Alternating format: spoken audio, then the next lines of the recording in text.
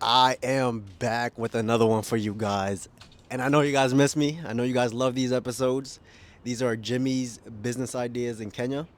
And as usual, I'm going to give you guys two of them, usually based around the same topic, same type of industry. And then you guys let me know in the comment section whether you guys think that they are good ideas, bad ideas, or maybe something that I missed. And you guys let me know in the comments. So we're going to get right into them. I don't think I gave you guys a Swahili segment. Hizi biashara zitakuwa simple. Hautatumia nguvu ama ngumu kuzianza. Utazianza na zitaendelea tu.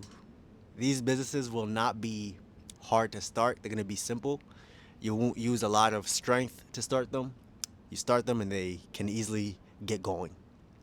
Number one. Number one. This idea is actually inspired by my cousin back in Kenya. Her name is Mary. Mary, if you're watching this, we're gonna get rich. We're going to get rich, Mary. We're gonna get rich. I promise you. Mary had a little what's it called? She had a little shop, a choma shop, nyama choma. Nyama choma is our grilled goat or grilled meat, our barbecue meat, whatever. We cook a lot of goat in Kenya. So if you're not Kenyan, you need to know what nyama choma is. It's our barbecue meat that we cook, usually goat. Mary had a little lamb. Let me stop. Mary had Mary had a little nyamachoma shop at this junction slash I don't even know what to call it. It was along a busy road. It was along Cambu Road. And there was like a bunch of shops in one area. You had hair shops, this, that, and the other. She had a little nyamachoma shop over there. She was doing really good with it. It was making like a pretty good, decent income for her. She didn't have to be at work every single day. She could choose her income. But it came about time with location where, in Kenya, usually things are popping and then they slow down. Like a new club opens up, everyone wants to go, and then it's not hot anymore. So I guess that's kind of what happened with the location she was in. But she had a good business going, right? So I thought about if I went to Kenya and let's say I wanted to go into business with her, my approach to such a business would be let's put it in a vehicle. Let's create a food truck. If you're American, you're pretty familiar with food trucks. I'll put it like this. In America, food trucks have cult followings, as in you guys have seen it on YouTube, on Instagram and YouTube and all these platforms, where somebody does something unique. Maybe they're even making just simple tacos. But they have the camera, they have all this, and then people are bringing their own food. Hey, can you add this? Can you add truffles into my tacos? Can you do this? They're making regular food, but these things are now becoming like I don't want to say personalities. They have cult followings and they build a brand around them. It's brand recognition. So I thought of going to Kenya and getting into the food industry with my cousin Mary, simply with food trucks. Now, it wouldn't be a new concept in Kenya in the sense of yes, food trucks exist, but they don't exist in a plentiful manner as how they do here in America. Here in America, like for example, I could go down the street and find a halal food cart. I could walk probably three more blocks and I'll find a Mexican taco truck. I could walk even further down and I'll find some Caribbean food truck that's selling something different, right?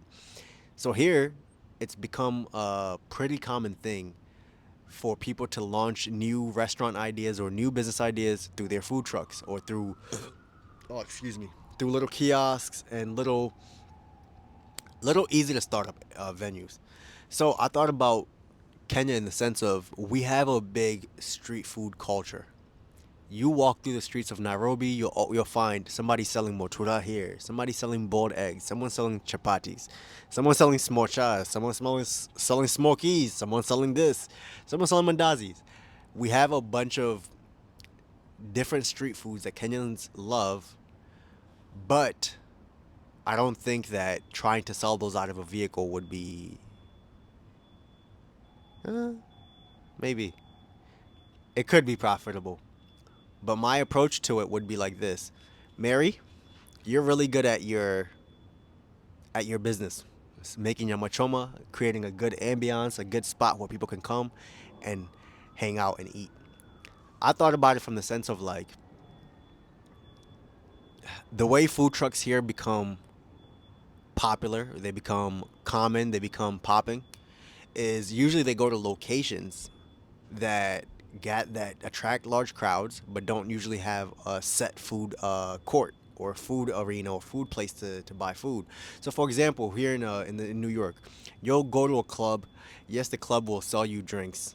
Maybe they'll sell you some snacks. Most clubs don't sell you any food. But right outside the club, what you'll often find is 8 food trucks, and every drunk, high, lit person coming out of that club is going straight to those food trucks to pick up a midnight snack at 2 a.m., 3 a.m., 4 a.m.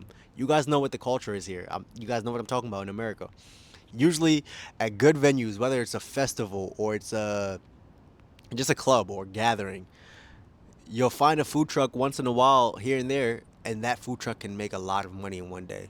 So I thought of doing the same thing in Kenya, going there, buying a decent van with what's it called, a, or a decent truck. It doesn't have to be like a big pickup truck. It could be like, I don't know how to explain it. Maybe a box truck, and then you fit it out on the inside with kitchens. You fit it out with all the equipment that you would need, propane and all that, and set it out into the streets of Nairobi. Now, I would want to do this like a chain, like a franchise almost in a way, to where we have a set menu. Let's say Mary creates this menu. Everything's perfect, all that works. You take it out on the first test run, and the food truck makes good money. If that works, I would buy a second truck and allow somebody to, like franchise it. But the concept of this business in Kenya would have to take advantage of different markets, in the sense of like, let's say there's a new high rise coming up. You know that that building is gonna have 300 fundis, 300 builders and workers. Every day for lunch, those workers are usually dispersing out. They're going to different places around the city or like around where they're working from. If they didn't bring lunch, and then they're going to buy something to eat, quick midday snack or whatever. Now, also, you'll have the mandazi ladies coming around. The ladies will have a thing of tea on their side and some mandazis, and they'll sell them to the workers. The only problem with those type of street vendors is that you're not gonna get a hot product. You're not gonna get something fresh. You're coming off from your lunch. You're not trying to buy some cold samosas that have been sitting on this lady's head for 4 hours. Maybe you want something whipped up really quick. That's where those food trucks come and take advantage of it. I'll tell Mary, look, we have a new high rise here. There's a big construction, what's it called, place going on over there. They're building like 30 buildings. Also, usually people get off of work in Midtown Nairobi and what's it called, Central Nairobi at this time. Go there, be parked in these locations, take advantage of the hot spots, hot locations, and create the brand around that. I saw it myself when I was in Nairobi, where people get off work at 3, 4 o'clock, and not 3, 4 o'clock or midday.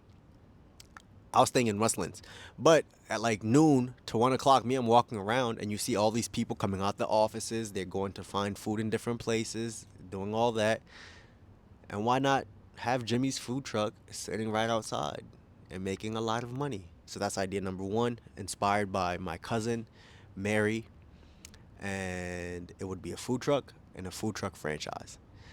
Now, second idea would be the same thing ish, except this time I wouldn't care about the brand or even like me trying to sell food. Let's say that concept works and people know that food trucks in Kenya can work. People know that now I can pull up to a new job site, a new high rise that's going up.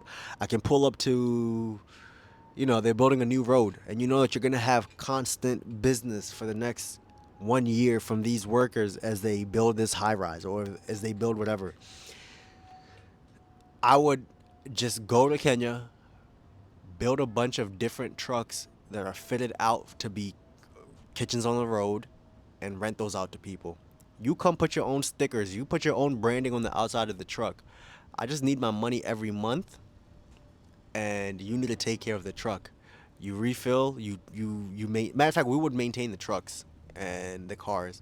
We would do the oil changes and all that stuff and make sure the cars are running good, but you're renting it from us on a monthly basis. You go ahead and pick your locations, you choose what you want to cook, and you go on the road and start selling your own food. Build your own brand. Let that thing take off to the point where you don't need to come to us and use our food trucks. You go buy your own food truck and start your own.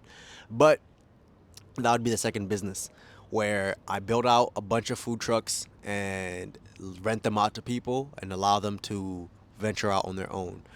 Now, the reason I think that these are simple business ideas, talking about number one, where I actually start the food truck and stuff and sell the food myself, is because let's think about it. Like, to get the type of trucks that we see food trucks starting in here, you could have the mini ones that are literally like probably I don't know how to explain it. Like, they're probably like 10 feet by 5 feet, 10 feet by 5 feet, and it's just enough for one person in there to with a grill, maybe two grills, and some food on the walls hanging, and some fridges.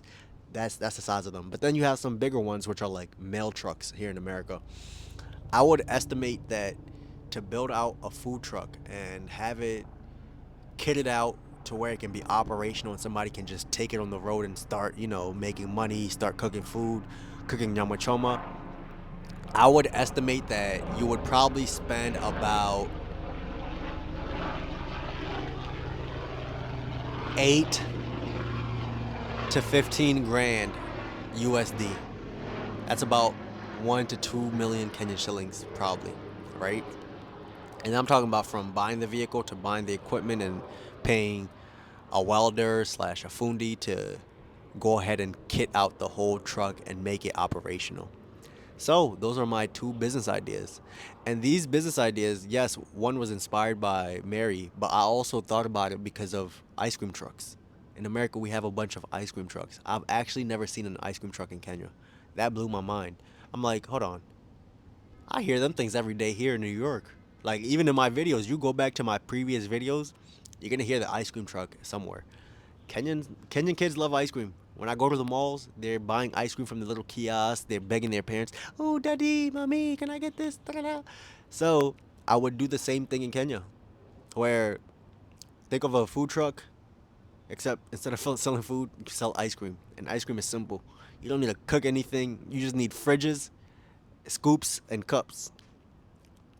And I would make it affordable to the point where these trucks should be able to go to like densely populated areas and be able to sell somebody at least a 10 shilling or 20 shilling cup of ice cream. I don't want it to be like you have to spend 300-400 shillings to get some ice cream from us. No, that's ridiculous. I want the actual little kids, because one thing I realized, you go to those markets where they're selling fresh produce and all that, you see all the mamas and all that. Most of those mamas will have little kids with them all day, just hanging out within the market. Here comes Jimmy with his loudspeakers, music playing, but I would make it like an Afrobeat ice cream truck. So now instead of playing just the regular ice cream song here, I would remix it and make sure that it gets ingrained into Kenyans' heads. And then here comes Jimmy's big truck, and all the little kids, "Mom, Ja, ah, I want ice cream, ah!" And guess what? They all run to my truck, and Jimmy becomes a billionaire from ice cream. But yeah, I actually think ice cream would work in Kenya. Ice cream trucks, franchising them and having them operate just like how they operate here, except I'll be devious. I'll park them things right outside the schools. Let the school get out. You better have your 10 shillings, little kid. You better have your 20 shillings if you want some ice cream, if you want a scoop or two. But I think economics would make it possible. As long as you account for gas, you account for whatever, it would be possible. Um, would the prices be 20, 30 cents for ice cream? Probably not. But you could probably get like 50 shilling, 50 cent ice cream cones and cups. You guys get the gist. But overall, that's the two businesses. Number one, food truck with my cousin, Mary, and have that thing go mobile, have that thing go to every job site, have that thing go to Center City, Nairobi. But at the same time, I would have to build a brand around it. Smell sells. You could just park that thing in front of the construction site, and as long as the smell travels far enough, you'll have customers. But you still need an online presence. I want it to be a cult following the way we have cult following food trucks out here. I watch those videos and I'm just like, yo, this guy's making regular behind salad bowls. But people get so excited that they could bring their own gummy worms and tell them, "Can you add gummy worms to my salad bowl?" Like, yo, shut up. But I will do it because you're paying me. So yeah, food trucks where I own the brand, I own the food, I make the money from the truck, or I kit out the trucks and go ahead and rent them out to different people once the concept is proven that it would work in Kenya. That is the end of this video. As usual, you guys let me know in the comment section. Are these good ideas? Bad ideas? Maybe anything I could tweak within them?